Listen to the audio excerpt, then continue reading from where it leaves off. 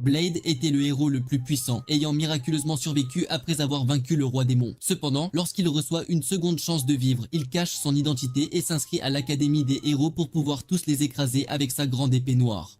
L'histoire débute le premier jour d'école, alors que Blade court partout, se présentant à des élèves au hasard pour se faire de nouveaux amis. C'est alors qu'Ernest, la meilleure élève, arrive et gâche l'ambiance en rabâchant l'importance de suivre les règles.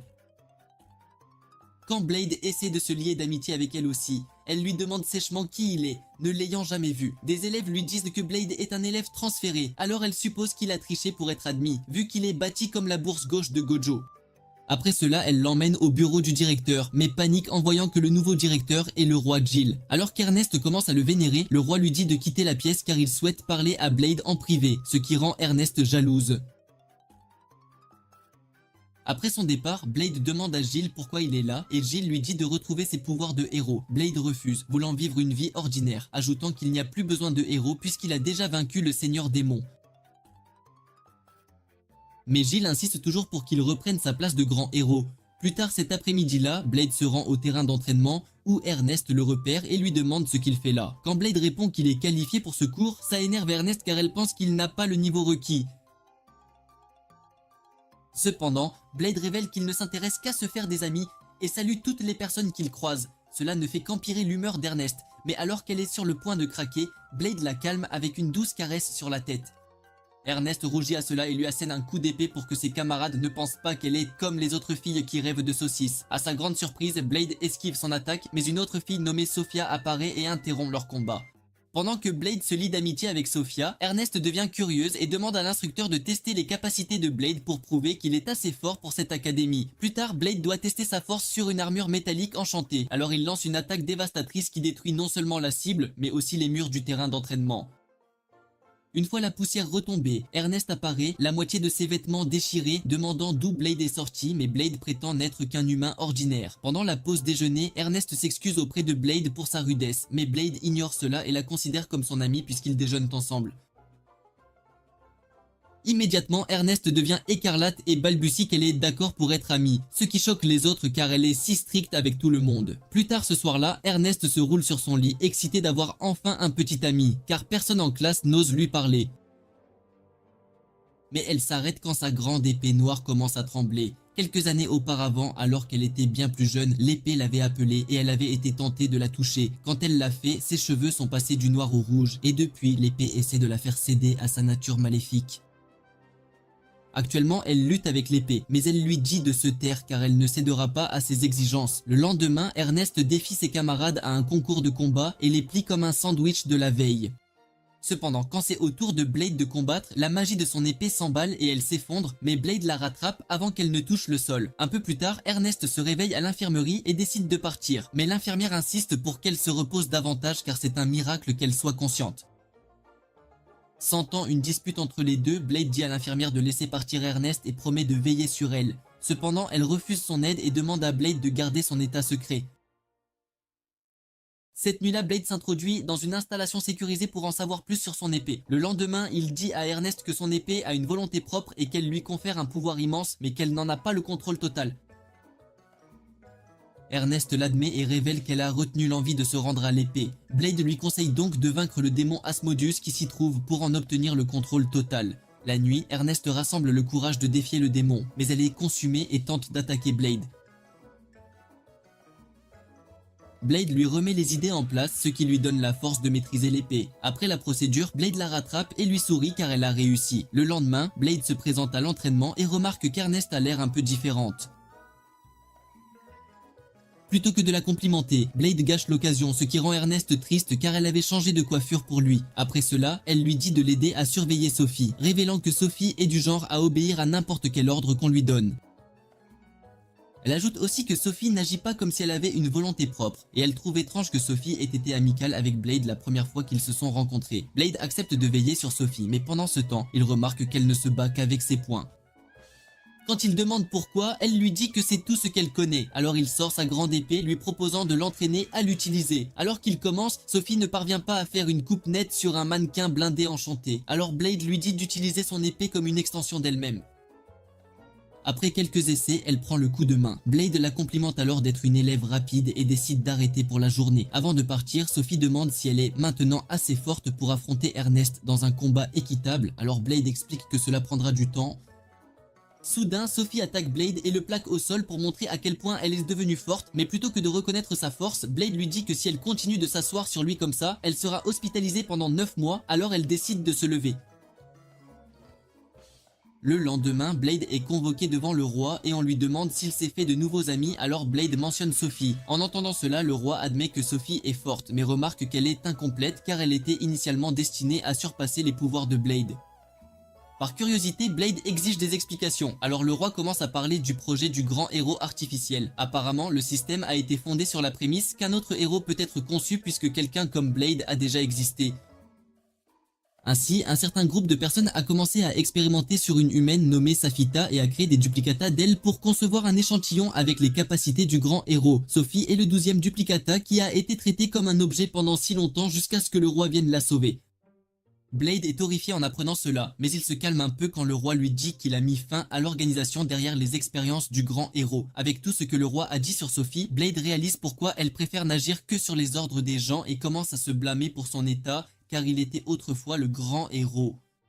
Il jure alors de lui donner la vie normale qu'elle a manqué, mais ne sait pas vraiment ce qui est considéré comme normal. En conséquence, il consulte l'infirmière pour des réponses, mais elle pense d'abord qu'il est épuisé et lui dit de se déshabiller pour qu'elle puisse partager l'esprit de Noël avec lui. Blade lui dit qu'il n'est pas prêt à être père et demande ce qui est considéré comme normal pour les gars de son âge, alors elle lui dit que c'est le plot. Immédiatement, Blade s'enfuit et demande à David, son ami, d'expliquer ce qu'est le plot et le loser dégénéré dit que ça signifie l'amour. Après cela, Blade s'élance et rencontre deux filles, Jessica et Claire, leur demandant ce que les gens font quand ils sont amoureux, et elle lui parle de sortir en rendez-vous. Enfin, Blade passe par la chambre d'Ernest, lui demandant ce qu'est un rendez-vous, et la bimbo commence à trembler, pensant qu'il veut l'inviter à un rendez-vous.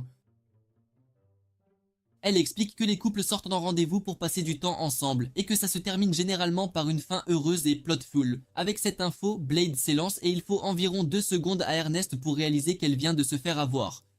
Bientôt, Blade fait irruption dans les toilettes des dames, ignorant de nombreuses œuvres d'art qui démotiveraient en cette chaîne. Il invite Sophie à un rendez-vous et elle accepte car tous les gars ne sont pas assez audacieux pour entrer dans une pièce de filles déshabillées pour inviter quelqu'un à un rendez-vous.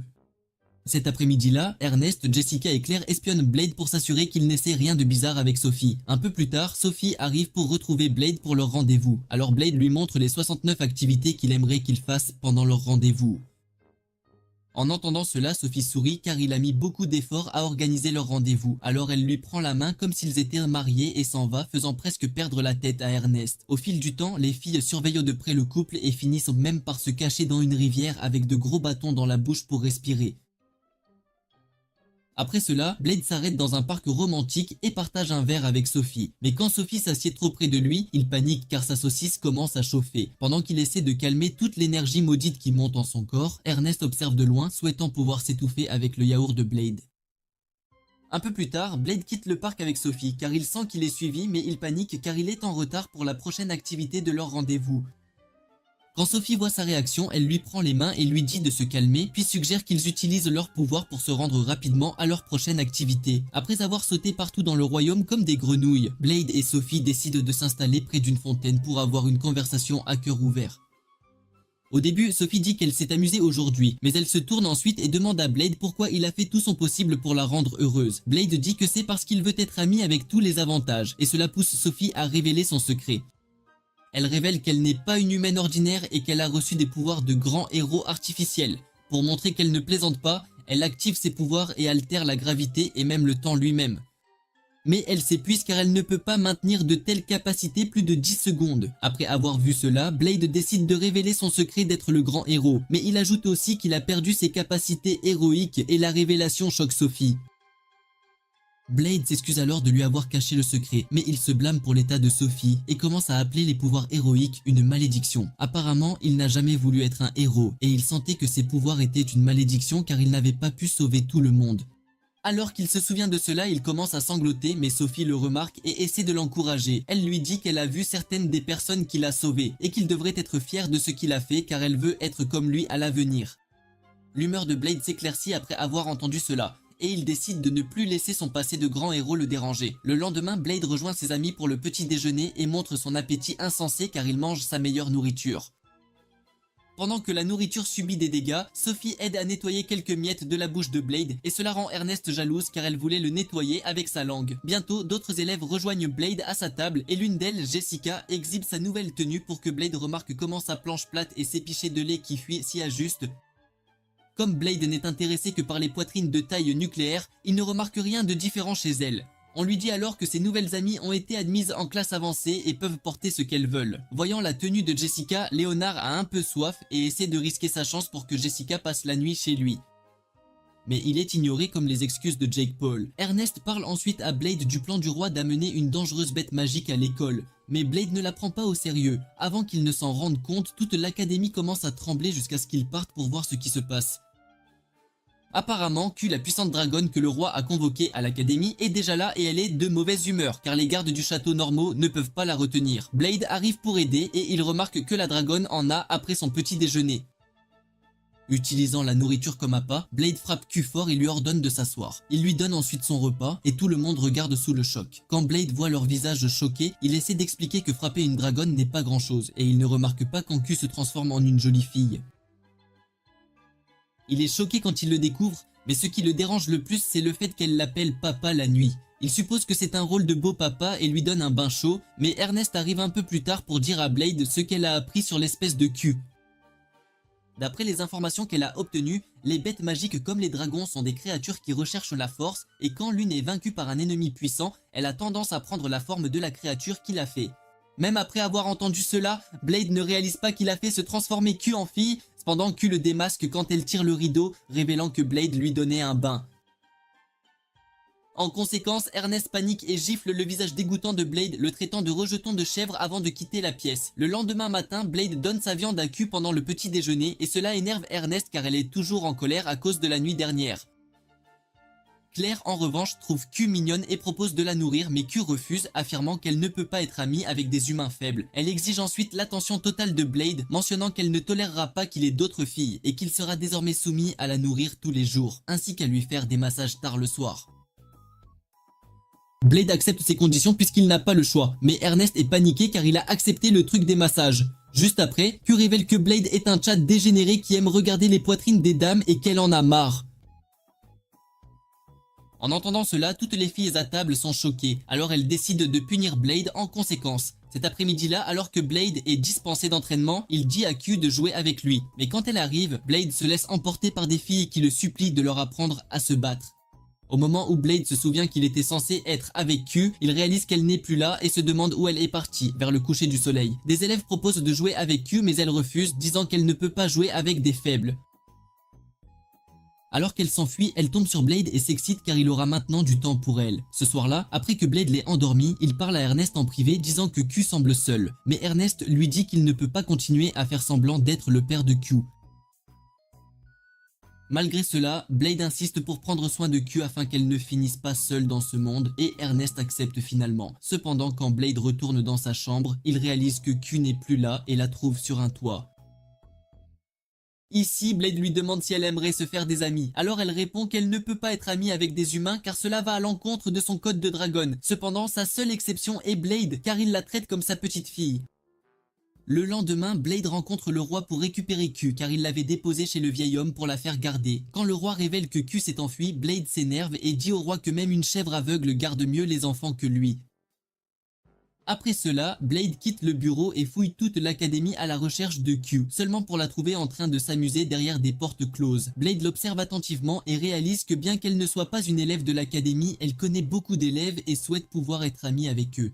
Il quitte alors la pièce et commence à se cogner la tête contre un mur. Inquiète de ne pas pouvoir aider Q à se faire des amis, Ernest le voit et parvient à l'arrêter. Mais quand elle réalise pourquoi il est si dur avec lui-même, elle promet de l'aider. Ainsi, le lendemain, pendant que les élèves s'entraînent, Ernest entre avec Blade et les supplie d'aider à vaincre Q car c'est le seul moyen pour que Q les reconnaisse comme ses égaux et veuille être ami avec eux. Au début, les élèves ont peur car ils ne veulent pas que Q retisse leur forme saxonne ou draconique, mais après qu'Ernest, Blade, Clay et d'autres se soient mis à genoux pour implorer leur aide, les élèves acceptent. Environ 3 jours plus tard, Q descend dans l'arène de combat et se prépare à affronter les élèves dans une bataille amicale. Au début de la bataille, les élèves commencent à fuir pour sauver leur vie car ils ne peuvent pas supporter les flammes de Q, mais Ernest leur crie de se ressaisir, leur disant de se souvenir de ce qu'ils ont pratiqué pendant l'entraînement. Avec cela, les élèves se divisent en groupes et adoptent des formations d'attaque pour porter des coups à Q. Au début, ils se battent intelligemment et portent constamment de lourds coups sur les points faibles de Q, mais elle ne subit pas de dégâts à cause de sa peau dure. En conséquence, certains élèves sont victimes de ces coups violents, et Claire est chargée de soigner les blessés. Pendant qu'elle s'occupe de leurs blessures, Ernest et Sophie combinent leurs pouvoirs et lancent une série d'attaques brutales qui laissent Q hurlant de douleur.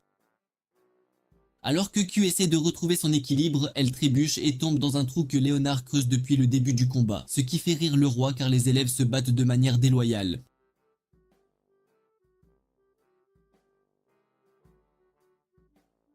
Pendant que Q lutte pour se rétablir, les élèves la retiennent assez longtemps pour qu'Ernest active son épée légendaire. Cependant, quand elle essaie de l'utiliser, l'esprit de l'épée commence à la supplier d'y aller doucement avec lui, mais elle lui dit de se taire et d'agir comme on lui dit. Avec cela, elle assène un coup enflammé à Q et enchaîne avec un autre coup quand Q essaie de s'envoler. Sophie se joint à elle et utilise ses pouvoirs héroïques pour porter un coup de poing qui pourrait faire saigner Superman, puisque Q est déjà à son point de rupture. Blade donne à Ernest le signal de l'achever, alors Ernest commence à canaliser ce qui reste de son énergie dans son épée. Ce faisant, l'esprit de l'épée commence à supplier pour sa vie, promettant de la laisser jouer avec lui toute la nuit. Mais Ernest lui dit de se taire car elle est satisfaite de collectionner la saucisse de Blade. Alors qu'elle se prépare pour le coup final, les autres élèves commencent à canaliser leur magie en elle, la boostant suffisamment pour créer une explosion infernale.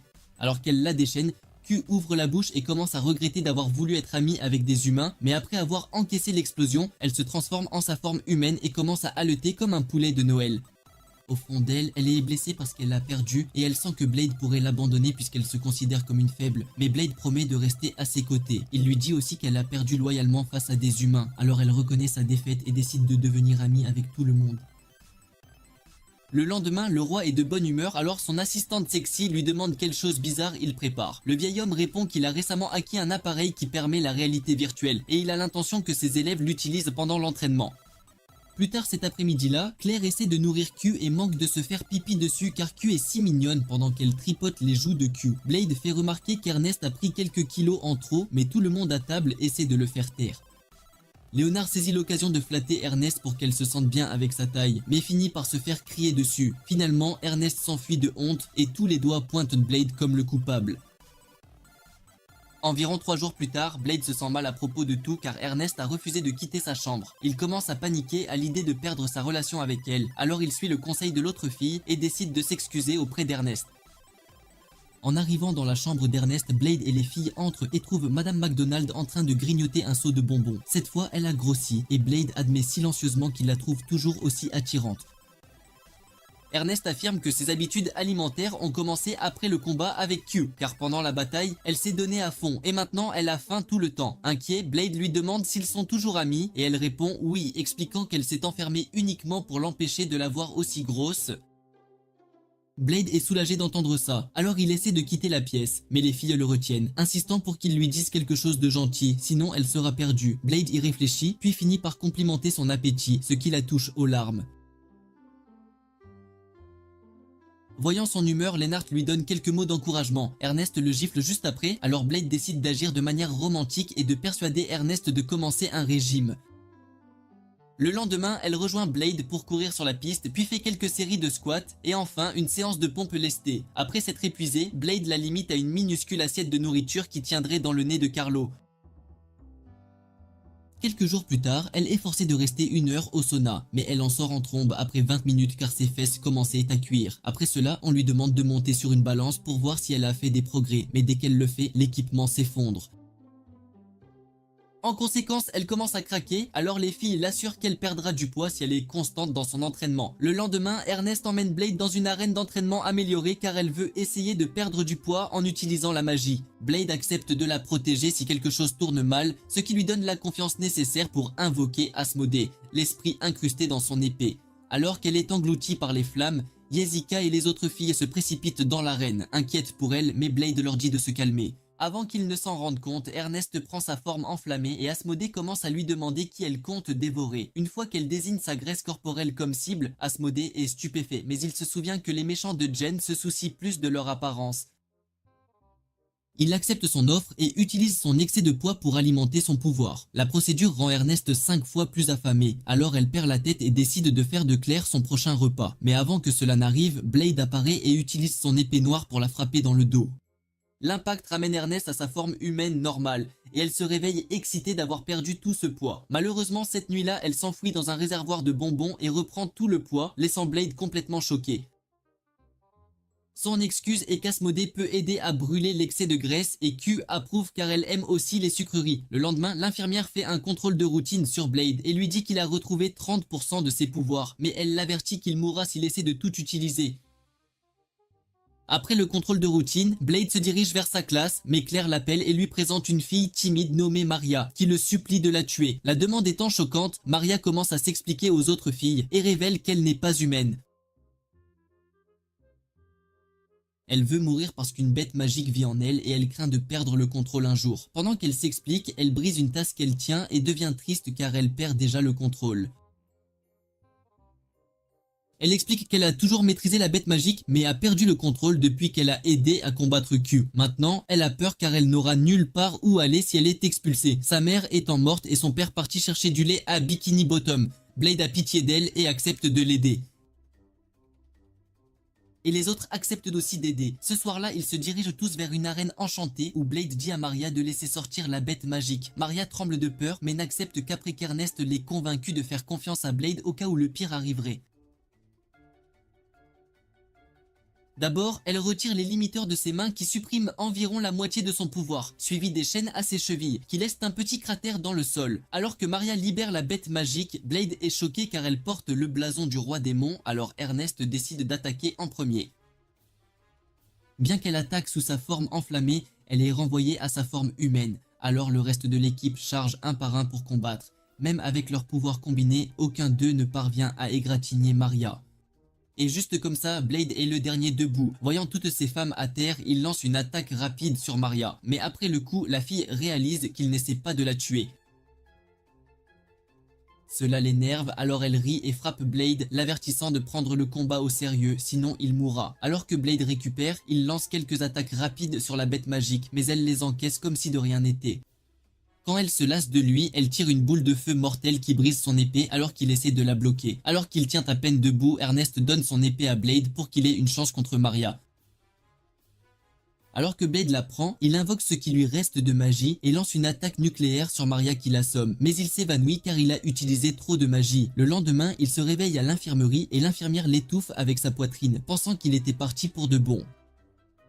Blade sourit et s'excuse d'avoir agi de manière imprudente. Plus tard ce matin-là, Maria apparaît à l'académie et fait tourner les têtes car ses montagnes jumelles semblent sous stéroïdes. Quand elle voit Blade, elle le salue et essaie de l'appeler le grand héros. Mais Blade lui ferme la bouche car il ne veut pas que son secret soit révélé. Il s'avère qu'elle ne faisait que deviner, et la réaction de Blade confirme ses soupçons. Elle promet alors de le faire chanter avec son identité. Alors Blade l'appelle par son nom, la suppliant de se taire. Cependant, elle lui dit qu'elle n'est plus Maria et qu'elle s'appelle désormais Maun puisque tout le monde l'appelle ainsi. Plus tard, Blade apparaît devant le roi avec ses amis exigeant une explication sur la situation de Maria. Alors le roi explique que la mère de Maria était humaine, tandis que son père était autrefois le roi démon, laissant tout le monde dans la pièce choqué. Après la réunion, Clé panique car il pense que Mao va tout détruire, mais Mao affirme que ses pouvoirs sont supprimés. Elle soutient qu'elle n'est qu'une fille normale et décide de montrer son vêtement soyeux pour attirer l'attention, ce qui fait que Clé et Cassim sont hors jeu. Une fois qu'elle est partie, Claire demande à confirmer si Maria et Mao sont des personnalités distinctes car elle se demande pourquoi Maria ne s'est pas montrée depuis des jours. La nuit, pendant que Q dort profondément, Mal apparaît à la fenêtre de Blade, l'invitant à un rendez-vous. Blade essaie de lui expliquer les heures appropriées pour un rendez-vous, mais elle l'ignore et l'emmène dans le ciel pour qu'il passe un bon moment. En plein vol, elle admet avoir atteint la conscience d'elle-même il y a environ 5 ans, ce qui choque Blade car il ne veut pas finir comme Gigi. Cependant, Mao lui dit que le temps n'a pas d'importance pour les bêtes magiques et qu'elle aimerait être traitée comme une dame. Elle admet ensuite qu'elle s'est attachée à lui et aimerait de temps en temps goûter à ce qu'il a. Entendre cela choque Blade, mais il laisse passer l'occasion en or, insistant pour qu'ils se battent à cœur joie. Mao dit qu'il n'est pas en état de se battre, mais révèle ensuite que la conscience de Maria en elle l'empêche d'utiliser ses pouvoirs. Inquiet, Blade interroge Maria et apprend qu'elle se cache profondément dans l'esprit de Mao. Méo révèle également que malgré l'apparence calme de Maria, elle a des ombres sombres dans son cœur. Et c'est parce qu'elle a été méprisée et crainte par les humains. À l'époque, elle ne trouvait de solitude qu'avec sa mère. Mais quand la pauvre femme est morte, Maria a perdu foi en la vie et a supposé que son père ne se souciait pas d'elle. Actuellement, Mao admet qu'elle a été conçue dans l'esprit de Maria comme un mécanisme d'adaptation à la douleur émotionnelle et laisse entendre que Maria pourrait ne jamais revenir. Environ 3 jours plus tard, Elisa, l'amie de Maria du groupe de recherche, informe l'équipe de Blade que le collier de Maria n'est pas un objet de scellement. Mo insiste sur le contraire car elle croit que le collier la restreint, mais Alisa dit que c'est un appareil d'enregistrement. Elle affirme que le message vient de la personne derrière le pendentif et Mo réalise qu'elle parle de la mère de Maria. Cependant, Alisa avertit qu'écouter l'enregistrement ramènera la conscience de Maria, ce qui signifierait que Mao serait perdu pour de bon. Malgré cela, Mao accepte de jouer l'enregistrement, mais il s'avère être un message de son père, le défunt roi démon. Le message était destiné à sa femme, lui disant de lui pardonner de l'avoir laissé derrière pour combattre son ennemi. Il affirme qu'il a dû le faire pour éviter d'entraîner sa famille dans ses problèmes, mais dit que sa fille à naître devrait être informée de sa mort. Alors que l'enregistrement joue, le roi démon exprimant son amour pour sa famille, Maouf commence à verser des larmes car elle sait que Maria revient déjà. Elle fait ensuite ses adieux à tout le monde et après cela, la conscience de Maria prend le dessus et elle pleure amèrement. Quelques jours plus tard, Blade est prêt à combattre Maria et il s'avère que Maria peut désormais invoquer Mao à volonté car elle a trouvé un moyen de coexister avec elle. Quelques jours plus tard, Blade et ses filles reviennent d'un restaurant où elles ont mangé des sucreries, mais elles s'arrêtent quand elles trouvent un chariot bloquant la route. Il s'avère qu'un cheval humanoïde nommé Dion est derrière le chariot et Blade la connaît. Elle reconnaît Blade aussi et l'appelle presque le grand héros, mais Blade lui couvre la bouche, lui disant que personne ne doit connaître sa véritable identité. Derrière lui, Ernest remarque qu'il agit de manière trop familière avec Dayon et lui demande s'il la connaît. Alors Dayon essaie de bafouiller un mensonge rapide. Après cela, Ernest propose d'aider avec son chariot coincé. Eku propose aussi son aide. Mais Blade est un peu déçu quand il réalise qu'elle livrait un colis pour le roi. Après qu'elle ait livré le colis, le roi l'affecte comme professeur à l'académie, laissant Ernest et Blade complètement choqués.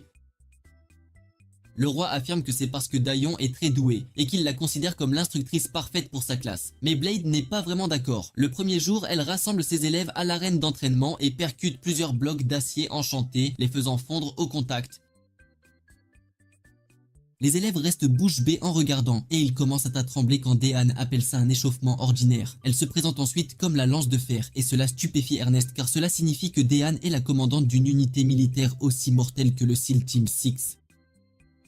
Dehan le confirme et admet qu'elle a eu le privilège de combattre aux côtés du grand héros. Mais tous ces exploits font qu'Ernest se demande comment quelqu'un comme Dehan connaît une crotte de chien sans cervelle comme Blade.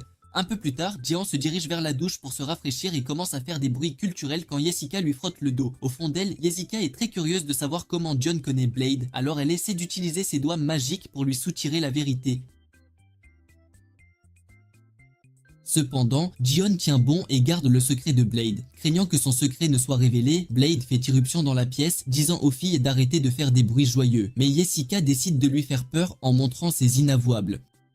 Étonnamment, Blade dit qu'il en faudra plus pour que ses os se redressent. Mais c'est alors que Mal le retient, permettant à Dawn de faire la lumière sur son passé. Selon elle, la première fois qu'elle a rencontré Blade, le gars a agi comme un animal sauvage et a cru qu'elle était un cheval, puis a décidé de mordre ses fesses parce qu'il avait faim.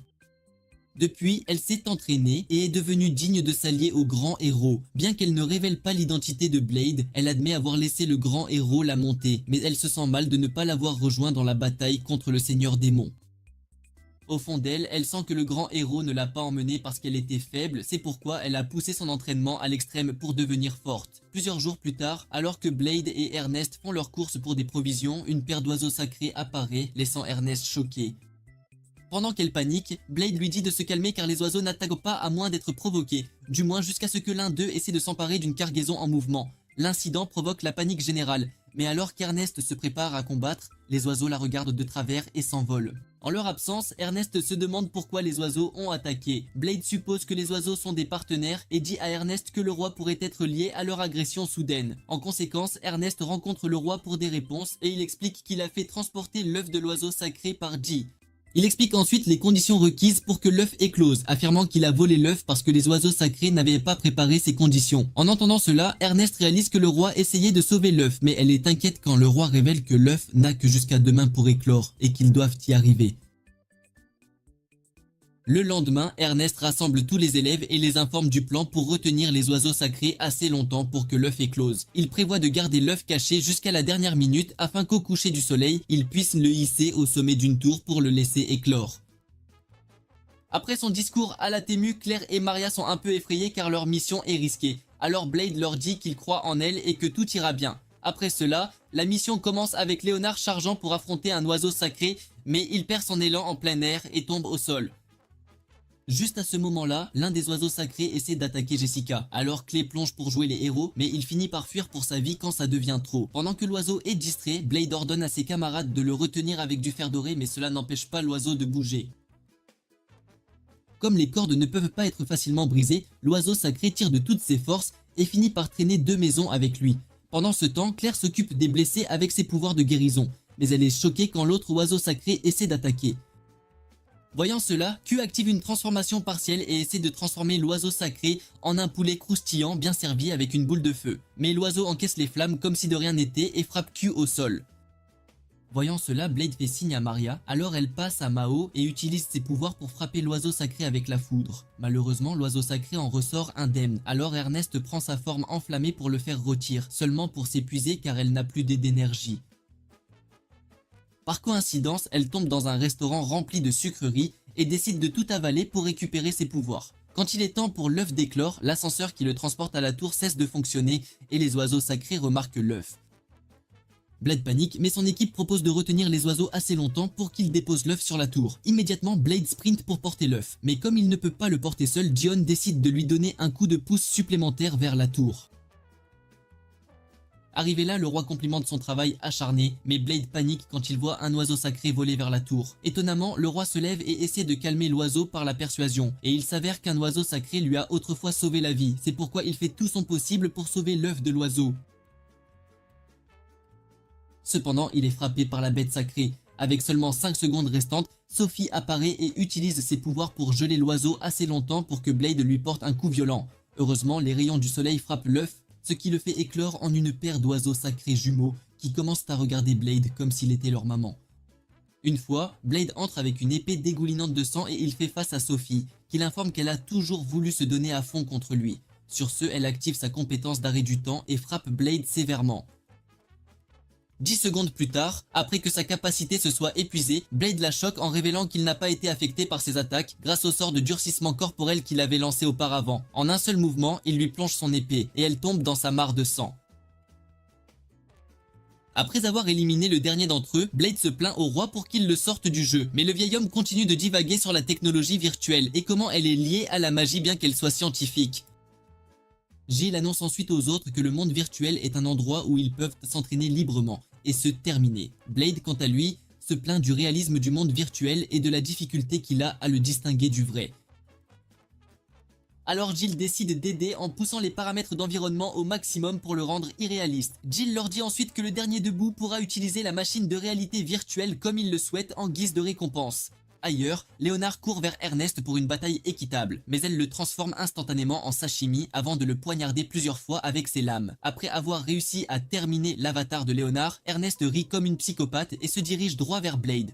Pendant ce temps, Blade observe Claire et Jessica se battre avec Cassim et Clay et après avoir été submergés, elles montrent leur poitrine en guise de contre-attaque, les stupéfiant, et en conséquence, ils sont instantanément mis hors jeu. À ce moment-là, Ernest arrive ressemblant à la faucheuse et elle annonce à quel point tuer des gens dans le jeu était amusant. Concluant qu'elle est devenue folle, Blade prend une arme et envoie des ondes de choc sur les filles. Et après avoir spammé le même mouvement plus vite que d'appuyer sur F5, il se réveille et découvre qu'il était le dernier debout, tandis que les autres le félicitent et s'attendent à un tel résultat.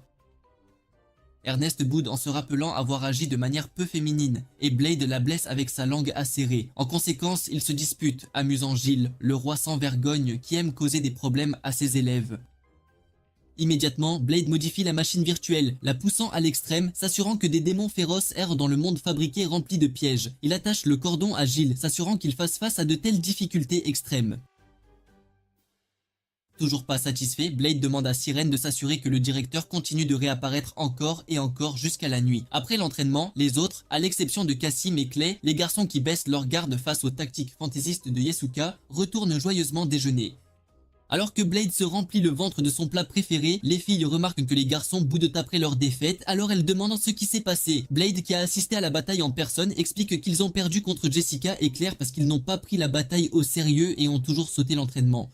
Quelques jours plus tard, Blade et les autres voient une affiche des thermes que le roi construisait pour eux, alors ils décident d'aller voir l'endroit. Là, ils rencontrent Dayan qui les emmène prendre un bain dans la source chaude. À l'intérieur, ils apprennent que c'est une source chaude mixte où peu ou pas d'armure de scénario était autorisée. Pendant que les élèves se baignent, ils remarquent que Maria n'a pas enlevé ses lunettes car si elle le fait, elle passera à 2 mots qui révélera ses fesses et sa poitrine dans toute leur splendeur. Les élèves étranges à la source boudent et ils se demandent pourquoi Ernest avait pris sa serviette contrairement aux autres. Soudain, Gilles apparaît sans se soucier du monde de son magnum dévoilé et crie à Ernest de se débarrasser de sa serviette. Il modifie même la constitution du royaume pour servir ses propres desseins, révélant qu'il a créé les thermis juste pour se rincer l'œil sur leur atout. Les garçons sont d'accord avec lui et pressent Ernest d'enlever sa serviette puisqu'elle porte son maillot de bain. Cela semble étrange aux autres qui ont déjà vu Ernest très peu vêtu chaque fois qu'elle utilise le pouvoir d'Asmodée. Ils trouvent donc bizarre qu'elle agisse avec autant de gêne. La protestation continue encore et encore jusqu'à ce que l'assistant de Jill assomme le roi et le traîne à l'intérieur pour qu'il se calme un peu.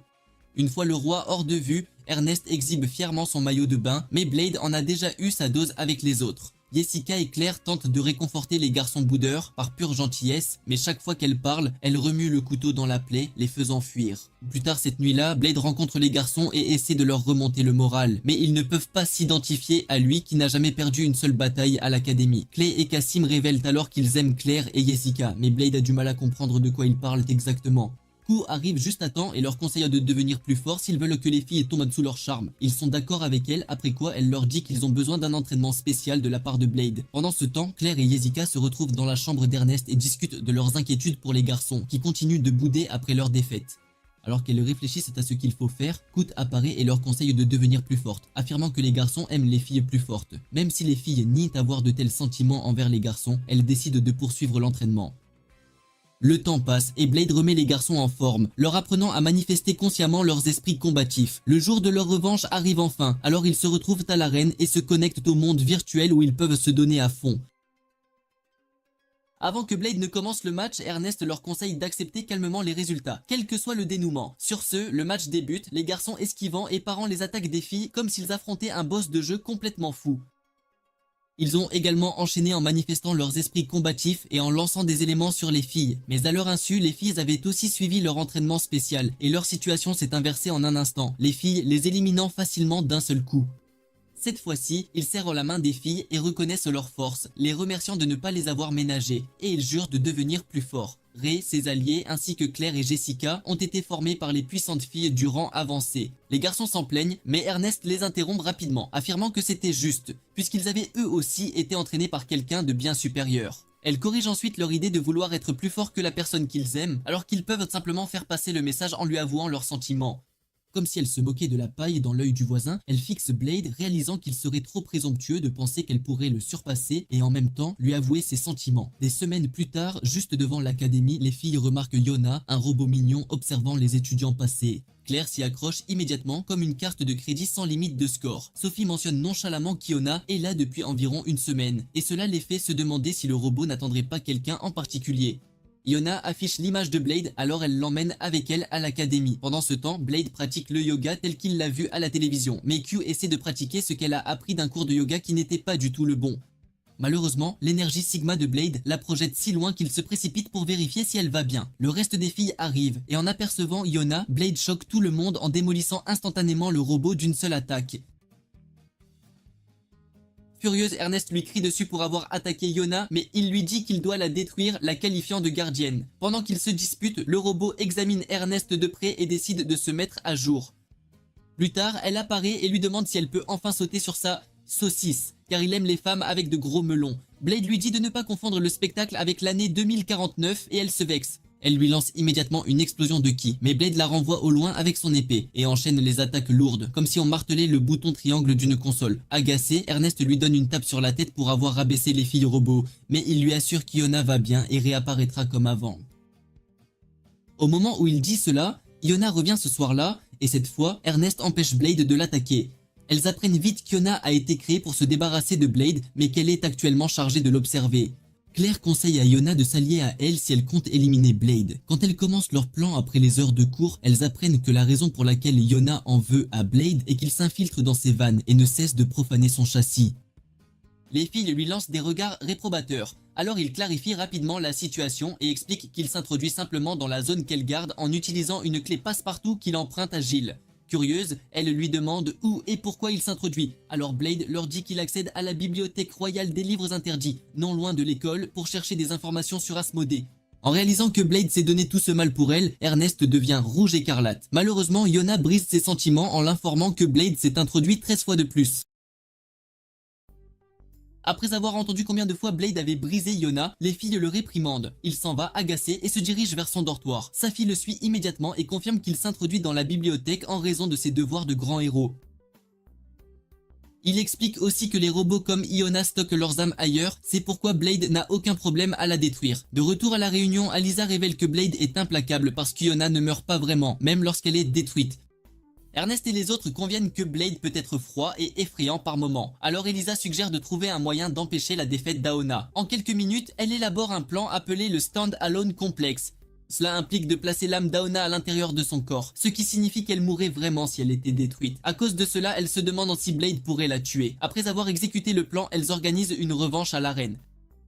Là, Ayoma dit à Blade qu'elle peut maintenant mourir définitivement. Elle laisse Nkapa sentir comme preuve que son âme réside en lui. Sur ce, le match commence et Blade s'interdit d'utiliser son épée. Au lieu de cela, il esquive ses attaques et utilise la pression du vent pour la repousser. Finalement, à l'offensive après toute leur bataille précédente, Yona se donne à fond, lui coupant le souffle et le battant sévèrement. Pour la première fois dans l'histoire de l'académie, Blade accepte la défaite. Plus tard au déjeuner, il remarque Tayana commander un festin pour célébrer, mais elle souffre bientôt d'un syndrome d'épuisement professionnel après avoir réalisé ses désirs de toute une vie. Elle explique que le compte à rebours s'active parce qu'elle s'est déconnectée de l'ordinateur mère après avoir négligé ses devoirs et volé d'énormes quantités de données. Elle pense que le seul moyen de l'arrêter est d'acquérir un autre maître. Sans autre option, Blade assume ce rôle, perdant sa liberté car le robot se pousse constamment et exige des ordres. Selphie se met en colère car Ayona lui vole lentement non seulement la vedette mais aussi son rôle. Elle se dispute avec Blade, le fixant du regard et souhaitant qu'il fasse quelque chose. Au lieu de cela, le garçon, inconscient, ordonne aux filles de ne pas lui causer de problème. Quand il revient, il les trouve en compétition pour son Glizzy, se battant même dans l'arène pour cela. Il les gifle et disqualifie tout le monde. Plutôt que de s'affronter directement, elle décide de rivaliser pour savoir qui peut le plus plaire à Blade, l'aidant à se baigner et même le regardant dormir. Leur rivalité ouvre la porte à l'amitié car elles avaient toujours été seules. Grâce à Blade, elles touchent enfin l'herbe et interagissent avec les autres. Ce nouveau sentiment les rapproche plus qu'elles ne l'étaient quelques jours auparavant. Le lendemain, elles mangent ensemble. Mais juste au moment où les choses semblent normales, Blade a un mauvais pressentiment. Il vérifie le compteur et voit qu'il tourne toujours. Alyssa l'examine et découvre qu'il ne reste plus que 20 heures à Yona. Elle lui demande comment elle veut passer ses derniers instants. Elle dit qu'elle veut être avec tout le monde et exploser loin pour que personne ne soit blessé. Elles organisent rapidement une fête d'adieu et Yona se demande si c'est vraiment bien qu'elle reste avec elle. Sophie lui dit de profiter du peu de temps qu'il lui reste. Plus tard cette nuit-là, Ernest cherche Blade mais ne le trouve pas. Avec une minute restante, Ayana crée une barrière, se séparant des autres. Elle remercie sa fille, disant que c'est grâce à elle qu'elle est devenue humaine. Alors tout le monde pleure, tandis qu'Ayana fait ses adieux. Alors que le compteur atteint les chiffres uniques, elle admet qu'elle a peur et ne veut pas mourir. Quand il arrive à 0, tout le monde se prépare à une explosion, mais Eona est toujours debout. Blade surgit alors du sol et Ernest l'attrape. Exigeant de savoir où il était, il admet avoir contraint l'ordinateur mère à épargner Yona. Elle vérifie sa connexion et voit qu'elle a été entièrement restaurée. Alors pendant que les autres célèbrent, Selphie dit à Yona de faire tout ce qu'elle veut. En larmes, Yona saute sur Blade et le serre dans ses bras, enfouissant son visage dans ses atouts. Comme d'habitude, Ernest fulmine, criant que cela signifie juste encore plus de concurrence pour la saucisse de Blade. Quelques jours plus tard, au Battle Royale de l'Académie, un test destiné à évaluer la croissance de chaque étudiant commence. Mais cela ne se passe pas comme prévu car Blade écrase les autres comme des cafards.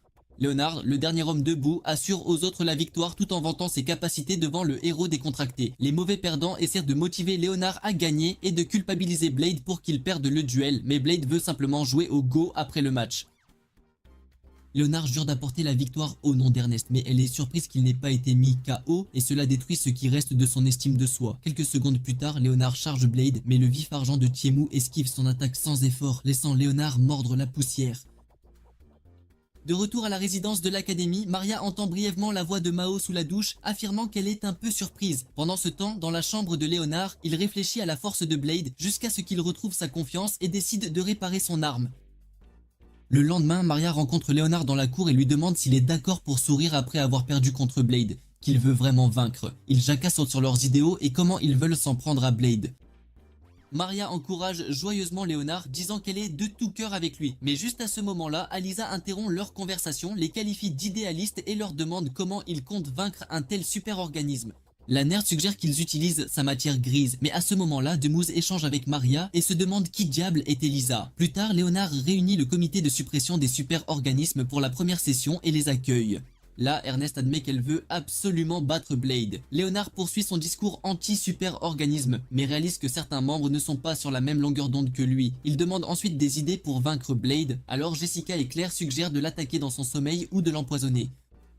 Ernest rejette immédiatement leurs idées, les qualifiant de lâches, mais Alisa contredit ses affirmations, disant qu'être un super-organisme est ce qui devrait être considéré comme lâche et qu'il est tout à fait naturel pour elle d'utiliser tous les autres moyens disponibles pour l'éliminer.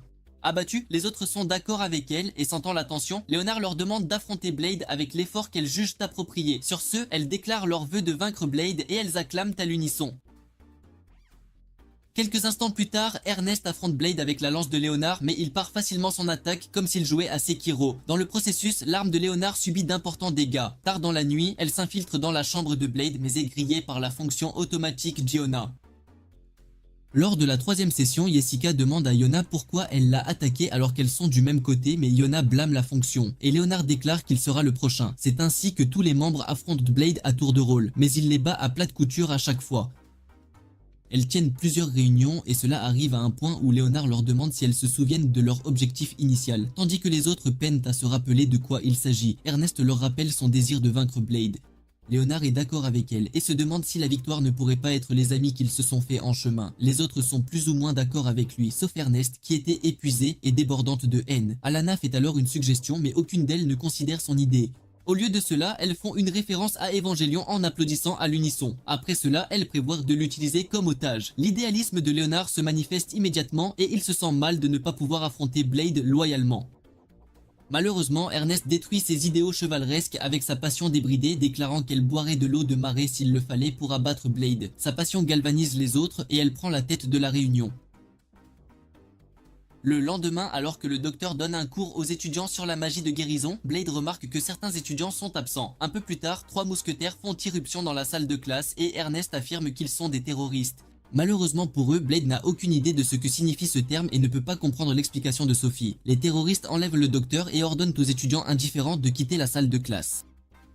Le docteur se demande d'abord ce qui se passe, mais après que ses ravisseurs l'aient briefé et lui aient demandé de jouer le jeu de leur stratagème, elle sonne parfaitement comme une demoiselle en détresse, et cela donne aux filles l'envie d'échanger leur place avec elle pour que Blade puisse les sauver. Blade est très confus, alors il révèle l'identité des terroristes, se demandant ce qu'ils portent des masques et pourquoi. Il lui demande s'il sait qui ils sont, et il répond que depuis le tout début, après tout, il connaît leur façon de marcher et de parler. Léonard et les deux autres sont frustrés, mais Cassim remarque qu'il peut continuer le plan, alors il attrape des otages, des frappeurs, mais les filles le mettent KO avec colère. Léonard affirme que Blade est faible face aux otages en utilisant le scénario d'Iona et lui ordonne d'admettre sa défaite, ce que les autres lui réclament aussi. Instantanément, Blade lance une attaque de vent qui les dépouille de leurs vêtements. Comme si cela ne suffisait pas, il leur donne une leçon sur le principe de la technique du vent. Ernest perd les pédales à ce moment-là, alors elle ordonne à tout le monde de l'attaquer en même temps, mais Blade les plie facilement comme du linge. Il conclut qu'être otage est un jeu de faire semblant, mais cela frustre les autres, qui finissent par perdre tout intérêt à le vaincre. Quelques jours plus tard, alors que Blade et Ernest prennent de la nourriture à la cafétéria, Blade remarque des étudiants célébrer l'anniversaire de leur ami. Le bouffon, qui ne sait pas ce qu'est un anniversaire, demande des explications à Ernest. Elle lui dit ce que c'est, mais réalise ensuite qu'il ne sait rien de cette célébration ni du jour de sa naissance. Quelques instants plus tard, les filles organisent une petite fête du thé et Ernest les informe de sa découverte. Dee avoue qu'elle ne connaît pas non plus l'âge exact de Blade car il pouvait déjà se tenir debout et marcher quand il a été trouvé. Elles essaient toutes de déchiffrer quand il est né mais ce ne sont que des suppositions. Selon les rumeurs, il a reçu le nom de Blade parce qu'il a été trouvé tenant une épée. Cela étant dit, elle se demande quoi lui offrir comme cadeau, alors Ernest suggère de lui préparer son plat préféré. De nulle part, Jill apparaît et soutient l'idée de la nourriture. Mais les filles ne veulent pas donner à Blade quelque chose qu'il peut déjà obtenir à la cafétéria. Jill les informe alors qu'elles peuvent rendre la nourriture spéciale en la faisant préparer avec des ingrédients très particuliers. Sur ce, il emmène les étudiants au garde-manger royal qui ressemble à une autre dimension, complètement différente de leur pays. Là, ils sont chargés de manger de délicieux plats tout en recevant une formation pratique. Blade et les autres demandent la localisation possible du monde ouvert vers lequel mènent les portes. Le roi déclare qu'ils ne peuvent pas partir tant qu'ils n'ont pas rempli certaines conditions, et Sirène lit la condition absurde. Et le roi leur ordonne d'éclaircir les plantes et les animaux sauvages. Blade note que c'est un travail pour un groupe de guerriers de niveau héros et essaie d'obtenir le soutien d'Ernest, mais elle motive les autres, qui commencent immédiatement la mission avec le feu dans les yeux. Les étudiants s'adaptent rapidement au mode de vie de la jungle et y créent une sorte de colonie antique. Jessica se balance comme Tarzan et mène un animal sauvage vers un piège, mais il la quitte et se met à poursuivre Claire à la place. Léonard essaie de la sauver mais la bête le met KO. Maria se transforme en Mao et grille immédiatement la bête après avoir remarqué l'arrivée de Blade. Plus tard ce jour-là, il ramène le gibier à la colonie. Et après un court instant, Blade remarque que tout le monde s'amuse à travailler ensemble dans ce cadre antique. Il sourit après avoir vu Ernest donner des instructions aux autres et part continuer ce qu'il a l'intention de faire. La nuit, Blade prend un bain dans la forêt et se demande si c'est la première bonne décision que Jill ait jamais prise. Peu après, Ernest le rejoint et lui demande de ne pas la fixer et il obéit. Quand elle remarque les cicatrices sur sa poitrine et lui demande comment s'est passée son enfance. Alors Blade raconte comment il a combattu chaque heure de la journée pour sa vie, et cela lui a fait réaliser ce que Rufki a dû endurer. Elle touche les cicatrices et se penche plus près de lui. L'ambiance devient propice, mais Claire intervient pour empêcher Ernest de passer à l'âge adulte. Quelques jours plus tard, les étudiants ont construit des colonies et se sont complètement adaptés à la faune. Léonard demande combien de calories ils ont consommé et Ayana leur donne instantanément un aperçu détaillé de leur progression et déduit la date d'achèvement grâce à sa mémoire informatisée. Plus tard, les étudiants affrontent un monstre chou dans une grotte et il attrape Ernest avec ses tentacules, mais elle les tranche facilement. Maria note qu'il a subi une évolution adaptative. Les attaques offensives du monstre sont facilement bloquées et Ernest essaie de le réduire en cendres, mais Sophie l'arrête car ils en ont besoin cru. Ernest rassemble ensuite son équipe et charge le monstre, mais Léonard écarte Blade de son chemin comme de la chair à canon. Ils vainquent l'empereur Chou et Blade se demande pourquoi ils sont si excités. Les étudiants continuent leurs recherches et découvrent le maïs boxeur et Blade essaie de l'affronter avec une épée. Mais il est arrêté par Sophie qui lui donne des gants de boxe à utiliser. Maria lit les exigences pour le capturer et Blade essaie de se faire remplacer. Mais le monstre lui enlève cette idée de la tête et le match de boxe commence. Peu après, le monstre est vaincu. Alors qu'il continue, il rencontre d'autres monstres et arrive dans la zone où il cueille des monstres poivrons avec une épice vraiment forte qui se répand dans l'air. Q quant à elle mène Maria et Elisa vers leur prochaine cible et Elisa lit immédiatement les informations sur les monstres. Maria se transforme en mâle et charge les monstres tandis qu'Elisa les encourage. Pendant ce temps, Blade et les autres découvrent de grandes carottes et il essaie d'en arracher une mais elle pousse un cri strident. Ernest l'arrête et lit des informations importantes à ce sujet, mais Aona le tire car elle ne peut pas être affectée par les malédictions. Les carottes hurlent et les oiseaux et les arbres à proximité se flétrissent. Plus tard ce jour-là, ils ramènent la carotte à la base et Ernest réalise que Blade n'aime pas les carottes. La nuit, ils organisent un banquet où Jill reconnaît les efforts des étudiants dans le garde-manger royal et déclare qu'ils affronteront le dernier ingrédient ensuite. Le lendemain, ils arrivent au pied d'un arbre gigantesque et Yona remarque que c'est l'endroit le plus riche en nutriments. Peu après, le roi des bêtes fait son apparition et Selfie lit les informations assez vagues à son sujet. Jill observe avec un grand enthousiasme et Day-On encourage Blade. À leur grande surprise, le roi des bêtes est écrasé comme un vulgaire insecte par une menace bien plus grande, le Behemoth. Bien que cela ressemble à une catastrophe digne de Jurassic Park, Jill leur ordonne de le vaincre, affirmant que sa viande est bien plus savoureuse. Comme possédés, les étudiants sont enflammés par ces affirmations et lancent leurs attaques, mais cela n'a aucun effet. Le Behemoth en projette beaucoup facilement, mais il continue d'essayer. Il prépare une attaque de souffle et Lanar la bloque avec son sort défensif. Ernest laisse le reste à Blade et il demande l'aide de Demo car il ne peut pas le vaincre avec la puissance qu'il a débloquée. Il lui donne son énergie spirituelle, mais elle l'embrasse pour la collecter plus rapidement.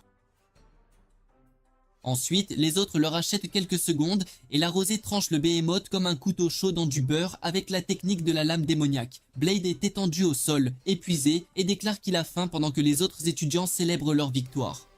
Plus tard dans la journée, la docteure dit à Blade que sa force a augmenté de 18% et elle énumère les raisons possibles de cette augmentation. Il part ensuite chercher de la nourriture mais tombe sur sa fête d'anniversaire.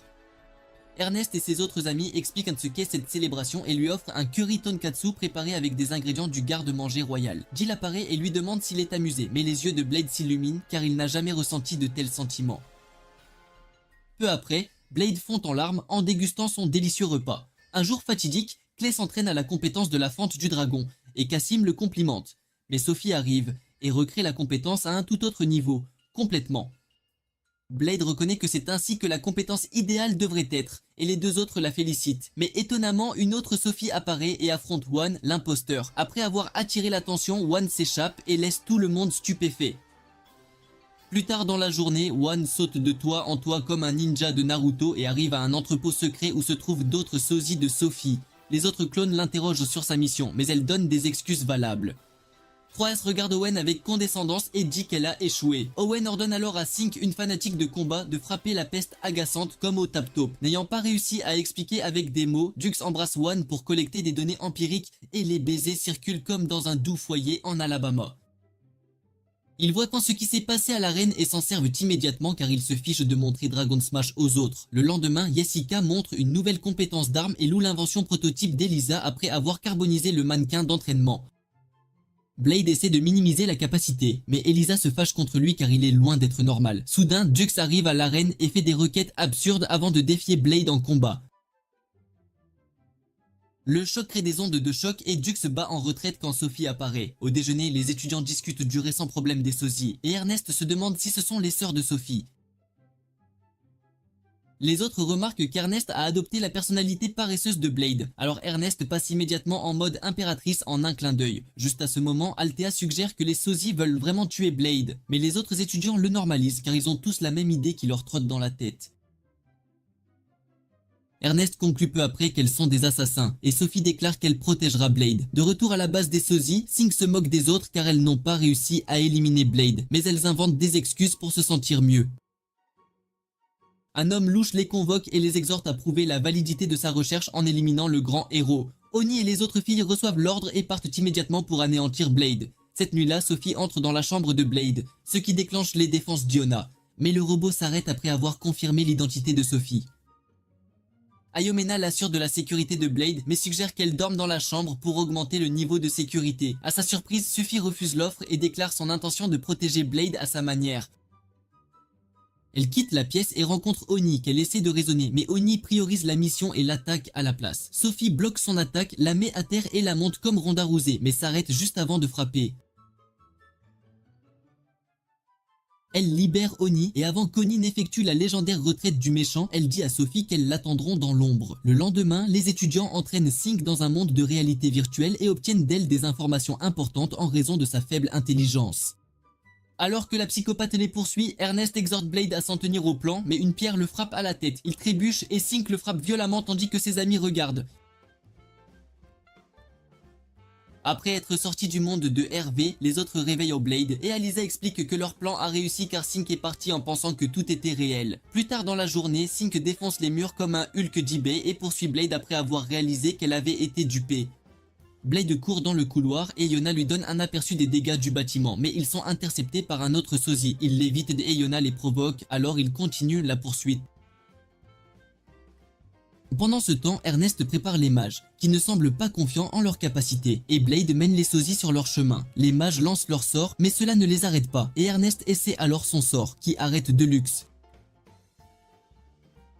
Blade, de son côté, empêche heureusement Sync de frapper Ernest, et elle remarque qu'il peut aussi utiliser la magie. Cependant, le duo se tient la main pour créer un trou noir massif qui aspire tout ce qui se trouve à proximité avec leurs compétences de grands héros artificiels. Les étudiants essaient de tenir bon mais réalisent qu'il n'y a pas de limite de temps. La compétence aspire presque des mages, mais Blade les sauve. Sophie apparaît juste à temps et crée un mini trou noir qui aspire le plus grand et elle le dissimule dans ses paumes mais perd connaissance à cause de l'effet. Tel un homme stylé, Blade dépasse Spider-Man en attrapant Sophie avec succès. À ce moment-là, il voit les 5 autres sosies qui le fixent avant de s'éloigner avec leurs homologues inconscientes. Plus tard dans la journée, Sophie reprend connaissance et Blade lui offre des pommes qu'il a coupées comme elle aime. Elle les mange et s'enquire des victimes et apprend que personne n'est mort. Il la briefe surtout et lui dit de ne pas s'inquiéter, mais elle s'excuse quand même d'avoir causé des problèmes. Il l'interroge ensuite sur les sosies et elle lui explique comment elles ont été créées avec la même technologie qu'elle par le projet du grand héros artificiel. Sophie affirme que le roi l'a sauvée et appelle Blade son salut, mais les sosies n'ont personne pour les sauver. Blade se sent à nouveau mal et s'excuse de leur avoir fait subir de si horribles choses en tant que grand héros et espère devenir amie avec les sosies aussi, mais elle déclare que ce ne sera pas possible. Elle explique les modifications que les filles ont subies, auxquelles elle a échappé, et comment la programmation les contrôle pour toujours essayer d'envoyer le grand héros dans les profondeurs du Tartare. Il remarque qu'elle pleure et lui donne un câlin vraiment chaleureux dont elle a désespérément besoin. Cette nuit-là, Blade dort à son chevet, mais elle part secrètement sans rien dire. Quelques jours plus tard, Gilles convoque les étudiants à son bureau et leur parle du retrait de Sophie de l'académie, et Ernest le réprimande de l'avoir laissé faire. Blade l'arrête et souligne que Jill n'est pas content non plus. Ernest jure alors qu'ils ramèneront Sophie, mais Jill demande s'ils savent où elle se dirige. Blade devine qu'elle chercherait ses sœurs, et Jessica sort une note contenant des informations importantes. Ils décident de commencer leur quête, mais Jill les arrête et leur demande s'ils connaissent ses véritables intentions. Il explique qu'elle ne veut pas les impliquer car la seule façon d'arrêter les sosies est de les éliminer. Avant de partir, il demande aux étudiants d'y réfléchir à nouveau. Le lendemain, Q et Yona rejoignent Blade dans la recherche de Sophie et Demao les rejoint plus tard. Ils s'apprêtent à partir à l'aube, mais rencontrent les autres étudiants qui les attendent à la porte. Sophie arrive à la base des sosies et entre dans l'entrepôt pathétique, mais il est vide. Elle part et remarque Ernest s'approchant de la zone sur un monstre volant, mais l'ignore et essaie de partir. Ernest informe Elisa et essaie de communiquer avec Sophie. Cependant, la méchante qui ne vient pas pour un sermon demande à Ernest de la laisser tranquille. Réalisant à quel point Ernest est catégorique, Soph révèle la vérité sur le fait qu'elle est le 12e sujet de test du projet héros artificiel et comment. Bien que les personnes impliquées dans le projet aient été arrêtées, l'apparition des sosies montre que quelqu'un a continué la recherche. Ernest demande pourquoi les gens en veulent à la vie de Blade, mais saute à une conclusion par elle-même, à laquelle les autres se rapportent. Sophie s'excuse de les avoir impliqués et essaie de rompre son lien avec eux pour les protéger, même au prix de sa propre vie. Mais Ernest la réprimande à la place. Après avoir remis Sophie sur les rails, Blade déclare qu'ils n'auront pas besoin d'éliminer les sosies. Cependant, Sophie explique comment fonctionne leur programmation neuronale et souligne que les sosies n'ont pas beaucoup de temps non plus. Blade déclare qu'il n'a pas de plan mais veut quand même les sauver et il demande aux autres de l'aider. Ils acceptent et ils laissent la planification à Elisa qui affirme en avoir déjà fait un. Au même moment, à la nouvelle base, Oni réveille les sosies inconscientes avec des menaces, et leur créateur louche réitère leur objectif. Peu après, les deux autres entrent dans la pièce, montrent une des lettres de défi qu'elles trouvent dehors et devinent que c'est un piège. Mais elle lit le contenu et décide d'en finir. Cependant, Blade attend à l'arène prêt pour la bataille, et les autres regardent depuis les gradins, se demandant si les sosies répondront au défi. Mais Sophie affirme qu'elles le feront. Quelques secondes plus tard, Q détecte la présence des sosies, et Yona confirme leur arrivée. Blade les accueille et espère être ami avec elles, mais les visiteuses hostiles déclarent leur intention d'effacer son existence. Les 5 commencent, et Alisa dit à Blade d'endurer leurs attaques tout en essayant d'épuiser leurs énergies, mais le soi-disant super-organisme a du mal à suivre l'assaut. Pendant ce temps, Dion et Sirène coordonnent les plans élaborés pour capturer les sosies et l'entité qui leur donne des ordres. Mais le roi inutile apprécie le frisson de l'exercice. Alisa donne à Blade une certaine assurance, mais il est désarmé par les coups incessants, et Ernest ressent l'envie de l'aider, alors Sophie l'arrête. Il décide de lui faire confiance, et il les repousse toutes les 5 avec une barrière magique. Son état désastreux frustre Ernest. Au dernier moment, les sosies commencent à utiliser leurs pouvoirs spéciaux pour attaquer Blade. Juste à ce moment, ses amis lui lancent des capsules contenant leurs compétences ultimes et il les insère dans son épée et contre certains des pouvoirs spéciaux de l'adversaire. Son épée se brise au 3e tour et il est laissé vulnérable aux attaques à venir. Blade demande alors la capsule d'Ernest, mais il est interrompu par le clone psychotique, Sync, qui ne pense qu'à détruire des choses. Sophie intervient immédiatement pour le sauver, récupère la capsule d'Ernest et lui offre sa vie. Il contre le pouvoir spécial de Sync avec la technique de Sophie et récupère la capsule d'Ernest auprès d'elle. Il affronte On et bloque son pouvoir spécial avec le sort d'Ernest dans la capsule. Alors que le soleil se lève, Oni déclare que son temps est écoulé et son bras tombe juste avant qu'elle ne s'effondre. Blade se précipite à ses côtés et elle l'informe qu'elle a jusqu'au coucher du soleil, ce qu'il transmet à Elisa. Elisa examine les documents qu'elle a découverts sur elle et devine que les jours des sosies sont limités à 14. Claire essaie de soigner One, mais cela ne fonctionne pas, et Alisa explique pourquoi. Elle déclare aussi qu'ils ont trouvé leur créateur, mais il était déjà mort au moment où les filles sont nées. Frustrée, Alisa s'excuse car sa science ne peut rien faire avec le temps limité qu'ils ont, mais Sophie demande à Blade de rassembler toutes ses sœurs. Quelques instants plus tard, Sophie tient Anne et affirme qu'il y a un moyen de les sauver. Mais Oni n'est pas intéressée par la vie car elle a échoué sa mission. Blade leur fait croire qu'elles peuvent le surpasser et les sœurs épuisées décident de rester motivées. Oni utilise son pouvoir spécial et Sophie demande à Blade d'en prendre le contrôle. Et il transfère leur conscience à Sophie. Le lendemain, Blade se réveille à l'hôpital et Oni lui rend visite à travers Sophie.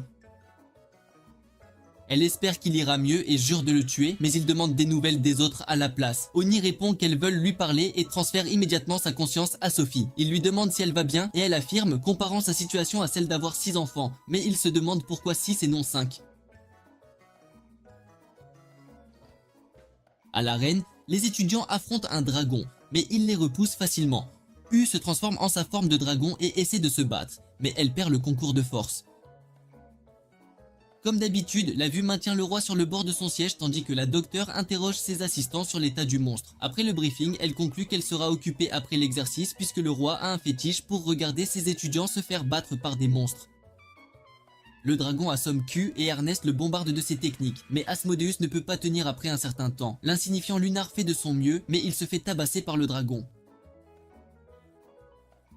Sophie attrape son arme et utilise le pouvoir de toutes les personnalités en elle, mais cela n'a aucun effet. Les autres étudiants tentent leur chance, mais ils échouent tous, et Sirène se demande si c'était une mauvaise idée.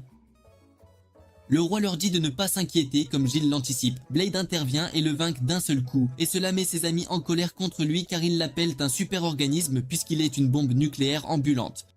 C'est la fin de la vidéo d'aujourd'hui. Si vous êtes resté jusqu'ici, commentez ci-dessous Pink Plots, laissez un like et abonnez-vous à la chaîne si vous voulez voir la deuxième partie de ce récapitulatif. N'oubliez pas de regarder la prochaine vidéo.